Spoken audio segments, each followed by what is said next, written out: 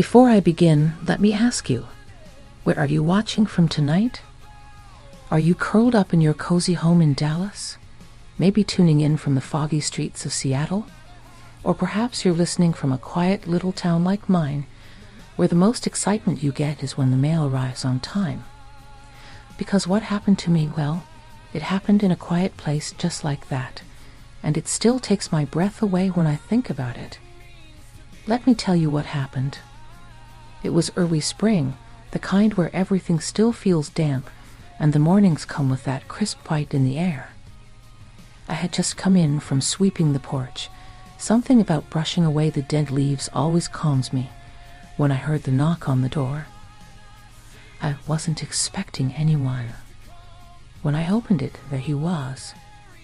Andy, my neighbor's boy. Only he wasn't really a boy anymore. He had just turned 25, I think. Tall, strong, with that easy kind of confidence that came from working with his hands. I knew he'd been helping out on construction sites. His mother, Brenda, used to brag about him endlessly until she moved away a few months back. Left the house to him, she said. It's time for him to stand on his own. And clearly, he was doing just that. Standing tall on my porch, with a bouquet of pale pink roses clutched in one hand, and that smile. I hadn't seen a smile like that in a long, long time. "Hi, Miss Laura," he said, eyes twinkling like he had a secret. "These are for you." I blinked at the flowers. "For me? What's the occasion?" He shrugged with a crooked grin. "Do I need one?" I laughed. "Well, no, but it's not every day a handsome young man shows up on my doorstep with roses." "They reminded me of you," he said, and his voice dropped just a little. A softness that made me look up from the petals and into his eyes. There was a pause. One of those long ones where the silence buzzes a little too loud in your ears. I didn't know what to say, so I stepped aside and gestured toward the hallway. "Come in. I'll put them in water." He followed me inside, his boots heavy on the floorboards. I kept glancing over my shoulder as I moved toward the kitchen, suddenly aware of how quiet the house was. How empty. How still. After my husband passed away 3 years ago, the house had settled into a sort of quiet grief. I kept it tidy, made tea in the afternoons, and tried not to notice how the days ran together. My son visited when he could, but he lived 2 states away. Most nights it was just me, a good book, and the steady hum of the fridge. Andy's presence changed that. He filled the space like sunlight slipping through blinds. He leaned against the counter as I rummaged for a vase. I could feel his eyes on me. Not in a predatory way, but attentive, like I was something worth really looking at. I wasn't used to that. "Your hair looks nice like that," he said suddenly, nodding toward the loose bun I'd tied up earlier. "Kind of elegant." I smiled, a little surprised. "You're awfully charming today." "Maybe I've always been charming. You just haven't noticed." That made me laugh again, but it wasn't just the words. It was the way he said them. Slow, measured, like he was feeling out something deeper than small talk. I placed the roses in the vase, trimmed the stems, and added a little sugar to the water. My hands were steady, but my heart, not so much. When I turned back around, he was closer than I remembered. Not crowding me, just near. He smelled like fresh laundry and cedarwood. His shirt hugged his arms, sleeves rolled just below the elbows. He looked older than 25 in that moment, or maybe I just felt younger. "I've been meaning to talk to you," he said, voice low now. His eyes dropped for a second, not to my chest, like some might, but to my hands. The same hands that had soothed babies, held my husband, cleaned years of dust and dishes. He looked at them like they mattered. About what? I asked, trying to sound light, but there was a nervous flutter in my stomach. He lifted his eyes. There was something behind them, something that made my throat go dry. About how I feel when I'm around you. I didn't breathe. I couldn't, because everything in me froze. I should have brushed it off, laughed, made a joke maybe. But the way he said it, not with arrogance, not with bravado, it wasn't some immature crush. It was honest, raw, scary even. I know it's strange, he said quickly, like he could hear my thoughts rushing, and I'm not trying to make you uncomfortable. I needed to say it. I leaned back against the sink. My fingers gripped the edge. My voice, when it finally came, was soft. Handy. You don't have to say anything, he cut in. I've thought about this, about you, for a while now. My heart thudded deep and loud. I was 66. I had crow's feet and silver strands and a history etched into every part of me. And here was this young man, someone I'd watched grow up from a distance, looking at me like I was still worth loving. It was terrifying and thrilling and wildly confusing. Why now? I asked, voice barely above a whisper. He smiled, not cocky, but tender. Because I finally had the nerve, and because I brought you flowers today. Not just for the way you always smile at me, but because you make this street feel like home, like something more. There was that pause again, but this time I didn't try to fill it. I let it sit between us, thick with possibility. He stepped back. I should go. I didn't mean to make things weird. And with that, he turned, headed toward the door. I stood frozen, roses behind me, the smell of them sweet and thick in the air. Before he opened the door, he turned back just once and said the words that truly stopped my heart. Just think about it, okay? Then he was gone, and I was left standing there in the kitchen, heart pounding, breath shallow, wondering how a simple bouquet of flowers could change the course of everything I thought I knew about myself. The flowers stayed on the counter all night. I didn't move them, didn't rearrange them, didn't even top off the water, though I noticed one of the petals had already started to wilt a little by morning. And every time I passed by, I'd pause. My hand would drift near the vase, then retreat, as if touching them would somehow make last night more real. Or worse, make it impossible to pretend it hadn't happened. I barely slept. I kept seeing Andy's face when he said those words. Just think about it, okay?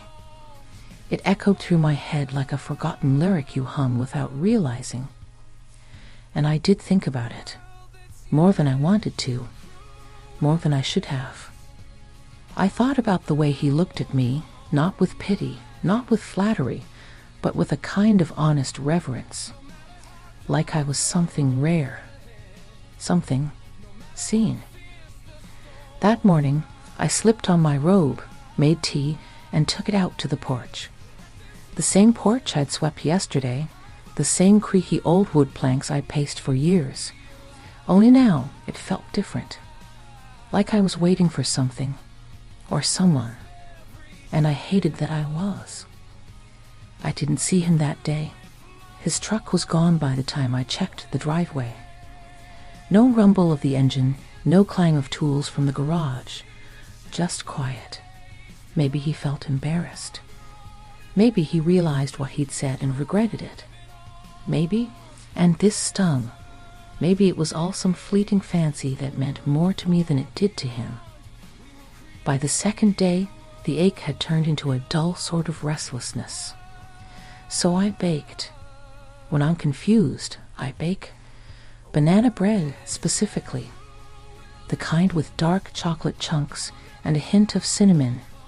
My husband used to call it my thinking loaf.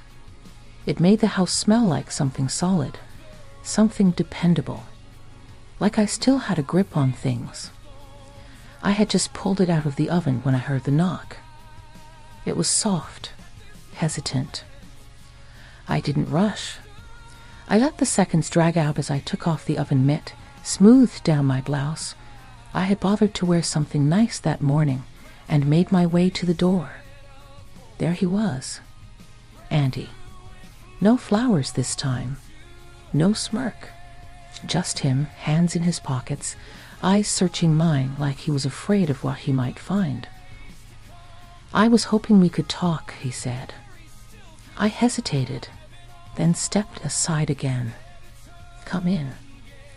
He moved slowly this time, careful, like the floor might crack beneath him. I poured us tea without asking. He took it without a word. We sat across from each other at the kitchen table, steam curling up between us. Neither of us spoke for a while. He broke the silence first. I didn't sleep much either. I looked up. His eyes were tired but clear. He wasn't playing a game. This wasn't infatuation or fantasy. This was something heavier. "I shouldn't have said what I said," he went on. "Not because I didn't mean it. I meant every word. But I dropped it on you without warning. That wasn't fair." I folded my hands around my cup. "You didn't drop anything, Andy. You told the truth. That takes courage." He blinked, surprised. "So you're not angry?" "No," I said. "Confused? Yes. Surprised? Of course. But angry? No." His shoulders relaxed. Barely, but I saw it. "I've thought a lot about what you said," I continued, "and about how it made me feel." He leaned forward just a little, waiting. I felt flattered and scared, and then flattered again, because it's been a long time since someone looked at me the way you do, like I'm still a woman, like I'm not just someone's mother or widow or neighbor. You reminded me of something I hadn't felt in years. He swallowed, lips parting slightly. "That's exactly it. You are still a woman, Laura." My breath caught in my throat. The way he said my name, not Miss Laura, not ma'am, but just Laura, like it belonged to him in that moment. "You're beautiful," he said. "Not in a magazine way. In a real way. The kind of beauty that sits in the way you tilt your head when you laugh, or the way you fold towels, or hum when you think no one's listening." I felt something crack open in me. A dam, maybe. One I didn't realize I'd built. I looked down, blinking fast. "You know how long it's been since anyone noticed those things?" I whispered. He reached out, slowly, like asking permission with his fingers before they even touched mine. And when they did, warm, steady, it was like every nerve in my hand lit up. "I notice," he said. We sat like that, fingers brushing, breath shallow. No words needed for a minute. Then I pulled back. "Andy, this can't be simple." "I'm not asking for simple," he replied. "I'm asking for honest. I know the world might not get it. Hell, I'm sure there are people who judge me 6 ways to Sunday, but I've never cared about them. I care about you." I stood and walked to the window, arms crossed tight over my chest. "You're young. You still have everything ahead of you. I've already lived a life." He got up too, stepping beside me. "And that life made you you. Do you know how much wisdom, how much grace lives in you? You think I want someone my age who's still trying to figure out who they are? I know who you are, and I admire the hell out of it." I turned to face him, inches apart. You know this would change everything, I said. I'm counting on it, you replied. There was no kiss. Not yet, just silence. Tension. A promise, unspoken, suspended in the space between us. He didn't push. He didn't beg. He just smiled, soft and patient, then left, saying, I'll see you soon. And as I watched him walk away, I realized something strange. For the first time in years, I wanted to be seen. I wanted someone to ask the question